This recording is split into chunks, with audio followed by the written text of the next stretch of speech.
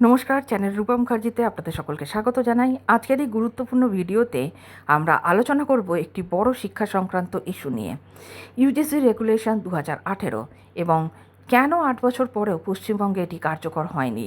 এই বিষয়টি সরাসরি প্রভাব ফেলেছে কলেজ ও বিশ্ববিদ্যালয়ের শিক্ষক নিয়োগে, পদোন্নতিতে এবং উচ্চশিক্ষার মানের উপরে। ভিডিওটি শেষ পর্যন্ত দেখুন, কারণ এখানে আমি আপনাদের জন্য সম্পূর্ণ ব্যাখ্যা, সমস্যার কারণ এবং সম্ভাব্য প্রভাব সব কিছু সহজভাবে তুলে ধরব।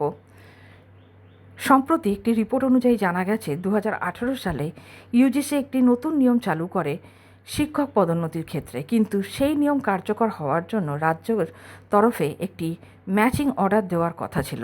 কিন্তু অবাক করার বিষয়, 8 বছর কেটে গেলেও সেই নির্দেশ এখনও জারি হয়নি। এর ফলে কি হচ্ছে? বিভিন্ন বিশ্ববিদ্যালয়ে ভিন্ন ভিন্ন নিয়ম চলছে। কোথাও পুরনো 2010 সালের নিয়ম, কোথাও আবার পদোন্নতি একেবারে বন্ধ। ফলে পুরো সিস্টেমে তৈরি হয়েছে চরম বিভ্রান্তি। এখন আসি আসল সমস্যায়। 2018 সালের ইউজিসি নিয়মে একটি বড় পরিবর্তন ছিল। সহকারী অধ্যাপক থেকে সহযোগী অধ্যাপক হতে এখন পিএইচডি বাধ্যতামূলক, কিন্তু যেহেতু রাজ্য এখনও নতুন নিয়ম কার্যকর করেনি, তাই বাস্তবে দেখা যাচ্ছে কেউ পিএইচডি ছাড়াই প্রমোশন পাচ্ছেন, আবার কেউ পিএইচডি থাকার পরেও প্রমোশন পাচ্ছেন না, অর্থাৎ একই সিস্টেমে ভিন্ন ফলাফল। এই সমস্যার কারণে শিক্ষক সংগঠনগুলো ক্ষুব্ধ। বহুবার আবেদন ও আলোচনা হয়েছে, কিন্তু কোনো সমাধান হয়নি। এখন শিক্ষক সংগঠনগুলো বড় আন্দোলনের পথে যেতে চলেছে, কারণ তাদের ক্যারিয়ার আটকে যাচ্ছে, প্রমোশন অনিশ্চিত হচ্ছে এবং শিক্ষা ব্যবস্থার উপর আস্থা কমছে। এখানে একটি গুরুত্বপূর্ণ প্রশ্ন আসে, কেন রাজ্য এখনও পর্যন্ত এই নিয়ম কার্যকর করেনি?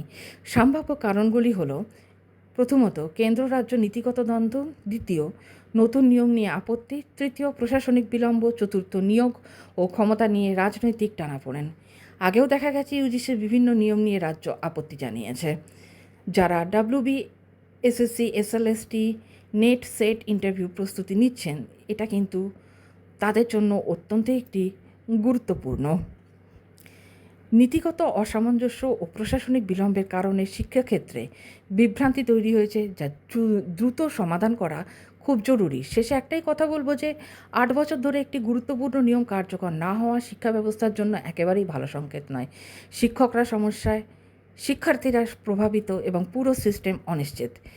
এখন দেখার বিষয় সরকার কবে এই বিষয়ে চূড়ান্ত সিদ্ধান্ত নেন। ভিডিওটি যদি ভালো লাগে লাইক করুন, শেয়ার করুন, চ্যানেল অবশ্যই সাবস্ক্রাইব করুন, আর কমেন্টে আপনি কি মনে করেন ইউজিসি নিয়ম দ্রুত কার্যকর হওয়া উচিত কি না, এই নিয়ে অবশ্যই আপনার মতামত জানান। দেখা হচ্ছে পরের ভিডিওতে। ভালো থাকবেন, ধন্যবাদ, নমস্কার।